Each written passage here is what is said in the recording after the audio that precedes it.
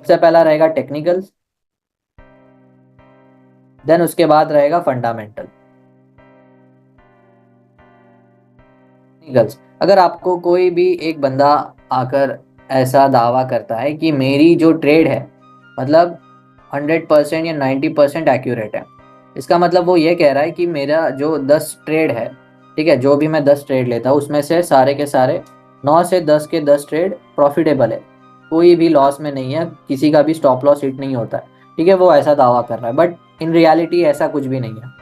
Technical analysis में या जो भी आप स्ट्रैटेजी यूज करते हो, ठीक है, उसका एक्यूरेसी 7, जो टेक्निकल्स है वो 50 to 60% है किसी भी स्ट्रैटेजी का, और फंडामेंटल्स को आप 20% और ऐड कर लो, ठीक है, मैक्स टू मैक्स 70 to 80%, ठीक है, ये होती है एक्चुअल एक्यूरेसी किसी भी स्ट्रैटेजी की, ठीक है, मतलब 10 में से 7 या 8 ट्रेड आपके चलते हैं, ठीक है, बाकी जो मार्केट मेकर्स है वो लोग आकर आपका स्टॉप लॉस भी उड़ा सकते हैं। आप लोगों ने एक्सपीरियंस भी किया होगा कि मैंने एक लेवल पर बाय किया हुआ है, बट पता नहीं मार्केट को एग्जैक्टली मेरा स्टॉप लॉस पता होता है, वहाँ पर आकर मार्केट मेरा स्टॉप लॉस लेती है और वहाँ से मेरा जो फेवर वाला डायरेक्शन था वहाँ पर चली जाती है और मेरा प्रॉफिट हिट कर देती है, ठीक है, टेक प्रॉफिट। तो बस यही होता है गाइस, जो हमारा ब्रोकर होता है, एक अंदर की बात कि ब्रोकर मिली सेकेंड के लिए, ठीक है, मिली सेकेंड के लिए आपका डेटा शेयर करता है, और उस मिली सेकेंड के अंदर ये जो इंस्टीट्यूशंस होते हैं या जो एसएमसी या मार्केट मेकर्स के जो सर्वर्स होते हैं इतने पावरफुल होते हैं कि उनको उतना भी डेटा उतने सेकेंड के लिए अगर मिल गया तो वो आपका स्टॉप लॉस उड़ाने आ जाते हैं और वहाँ से फिर वो एक्चुअल डायरेक्शन में चला जाता है, ठीक है, मतलब प्राइस। तो ये सारी चीज़ें देखो वैसे तो होती है, क्या लगता है आपको जो ब्रोकर है वो आपकी इंफॉर्मेशन लीक नहीं करता? क्योंकि ब्रोकर के पास आपका एंट्री का डेटा होता है, स्टॉप लॉस का डेटा होता है, टेक प्रॉफिट का, ठीक है, ये सारी चीज़ें तो हम बाद में भी डिस्कस कर सकते हैं, बट मोटा मोटा हिसाब लगाने जाए तो टेक्निकल एनालिसिस ये होता है। देन उसके बाद फंडामेंटल्स क्या होता है? फंडामेंटल्स मतलब न्यूज़ ट्रेडिंग। तो टाइप्स ऑफ एनालिसिस में ये हम दो चीज़ें देखेंगे। देन उसके बाद तो स्टार्ट करते हैं सबसे पहले टाइप्स ऑफ एनालिसिस के टेक्निकल एनालिसिस, ठीक है। टेक्निकल एनालिसिस अगर मैं आपको शॉर्ट में बताऊं तो प्रीवियस डेटा, हिस्टोरिकल डेटा या जो आपका पास्ट डेटा होता है उसको हम स्टडी करके फ्यूचर में प्राइस कैसे मूव करेगा उस हिसाब से जोन्स निकालते हैं, चाहे वो बाय जोन हो चाहे वो सेल जोन हो। जब मार्केट उन एरियाज पर आता है और कैसे रिएक्शन देता है, बाइंग की रिएक्शन देगा या सेलिंग की रिएक्शन देगा, उस हिसाब से हम ट्रेड प्लेस करते हैं, ठीक है। इसका मतलब है, चलो आपको मैं डायग्राम निकाल के ही दिखा देता हूँ। लेट्स सपोज ये $20 का जोन है और ये एक $10 का जोन है, ठीक है, और यहाँ पर कुछ इस तरीके से प्राइस एक्शन प्रिंट हुआ है।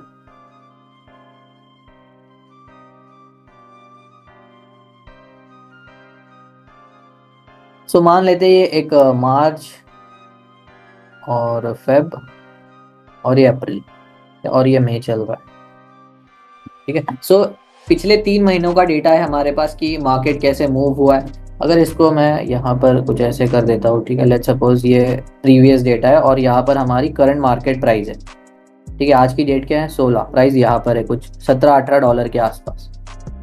तो इतना जो प्रीवियस डेटा है इसको अगर मैं स्टडी करता हूँ तो कुछ 2 से 3 चीज़ें पता चलती है मुझे कि जब भी मार्केट $10 मार्क पे आता है तो यहाँ से हमें बाइंग देखने को मिल रही है, ठीक है, बाइंग जोन।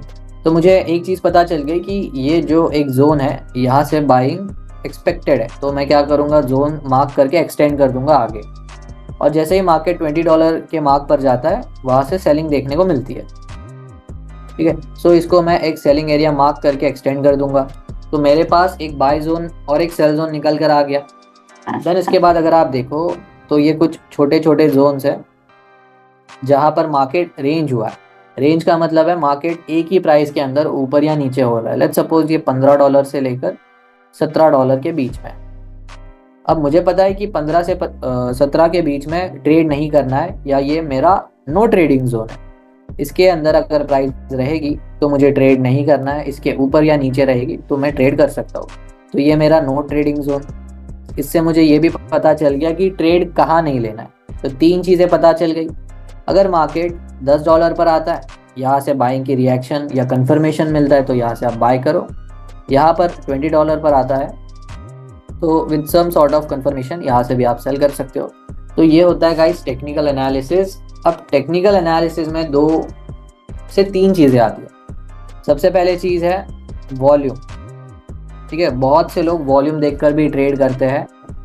दूसरी चीज़ आती है इंडिकेटर्स, बहुत से लोग इंडिकेटर्स देख के भी ट्रेड करते हैं, बट मुझे ये समझ में नहीं आता कि ये जो लैगिंग इंडिकेटर्स है, ठीक है, मतलब इंडिकेटर्स का जो दूसरा नाम है लैगिंग इंडिकेटर्स है।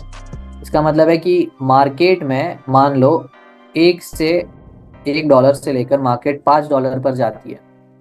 अब आपने लगा लिया कोई एक इंडिकेटर, अब 5 से 10 चली गई। अब इंडिकेटर का कैसा हिसाब होता है ना, वो एक कदम पीछे होता है। मतलब अब मार्केट $10 पर है तो वो जो उसका डेटा है या जो उसका कैलकुलेशन है वो $5 पर जब मार्केट गई थी उसके हिसाब से देगा, ठीक है। मतलब अभी 1 से 5 गई तो वो बोलेगा बाय। हाँ, अब 5 से 10 चली गई, अब 10 से 15 आ गई तो ये 5 से जो 10 गया है वो फिर बोलेगा कि बाय करो।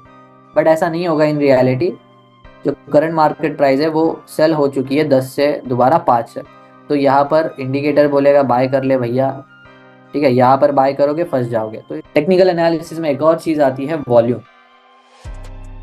अब कुछ चीज़ें बताऊंगा जो किसी को पता होंगी या किसी को पता नहीं होंगी, ठीक है, नया भी हो सकता है आपके लिए। तो वॉल्यूम हम देखते हैं, यहाँ पर मोस्टली सब यही यूज करते हैं।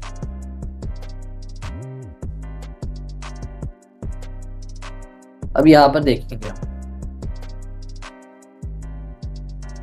ठीक है। सो गाइज आपको ये जो कैंडल्स दिखाई दे रही है, ये जो बार्स दिखाई दे रहे हैं, इसका मतलब है कि उतना उसमें वॉल्यूम लगा है, इतना हमें पता है, ठीक है। जितना भी हमने इंटरनेट पे देखा या किसी से सुना हुआ है, ठीक है, इन एक्सपीरियंस ट्रेडर से, तो वो लोग कहते हैं कि ये जो वॉल्यूम लगा है इसका मतलब है इतनी ज़्यादा यहाँ पर बाइंग हुई रहेगी। बट इन रियलिटी ऐसा कुछ नहीं होता है। इसका मतलब है कि मार्केट में कितने पेंडिंग ऑर्डर्स लगे हुए, ठीक है। इसको कहा जाता है टिक वॉल्यूम। ये एक्चुअल वॉल्यूम नहीं होता है, इसे टिक वॉल्यूम कहा जाता है। इसका मतलब है कि मार्केट में यहाँ पर एक जोन था, लेट्स सपोज $15 का, वहां पर लोग इंटरेस्टेड थे बाइंग के लिए। तो जैसे ही वहां पर प्राइस आई तो 1000 लोग आ गए कि भाई मेरा ऑर्डर ले लो। ये 1000 लोग आ गए कि यहाँ पर हम इंटरेस्टेड है, हमारे ऑर्डर्स उठा लो। बट एक्चुअल में ऐसा नहीं होता। बस यहाँ पर कितनी भीड़ जमा हुई है या कितने लोग आए हैं पेंडिंग ऑर्डर्स लेके, ये उसका डेटा होता है। अब 1000 में से कितने 100 या 200 या 250 एक्चुअल में इतने ही ऑर्डर एग्जीक्यूट होते हैं। तो ये जो हमें दिखाया जा रहा है ये सारा का सारा एक नकली या आप बोल सकते हो फेक है, ठीक है। मतलब एक्चुअल में यहाँ पर मान लेते कि 1000 लोग आए और 1000 में से सिर्फ 200 लोगों ने ही बाय किया। तो देखो इतना छोटू सा ही मूव आया, हमें तो वॉल्यूम बड़ा दिखाया बट एक्चुअल में मूव कितना आया, छोटू सा एकदम। तो ये होता है गाइज, एक्चुअल डेटा आपके ब्रोकर के पास ही होता है कि कितने लोग आए, कितना ऑर्डर प्लेस हुआ, कितने ऑर्डर्स पेंडिंग है, कितने ऑर्डर्स एग्जीक्यूटेड है, ठीक है। तो मोटा मोटा हिसाब अगर टेक्निकल्स का आप देखोगे तो हमें क्या फॉलो करना है, जो ये स्ट्रक्चर हमें बता रहा है, ठीक है। कुछ फुटप्रिंट्स मार्केट यहाँ पर छोड़ के जाता है, जैसे कुछ जोन्स होते हैं जिसे हम मार्क करके प्ले करते हैं, ठीक है। अब यहाँ पर अगर मुझे आप बोलोगे बाय जोन कहाँ पर है, तो ये एक बाय जोन बनेगा हमारा, ठीक है। बस इतना ही सिंपल है, हमने एक लेवल या स्ट्रक्चर को समझा, यहाँ से एक बाय जोन निकाला। तो इन फ्यूचर यहाँ पर अगर मार्केट आता है तो यहाँ से हमें बाइंग देखने को मिलती है, ठीक है। छोटे टाइम फ्रेम के हिसाब से फिर ये एक बाय जोन रहेगा और ये एक बाय जोन, ठीक है। सो यही होता है गाइस टेक्निकल एनालिसिस। इसके बाद जो होगा वो है फंडामेंटल्स।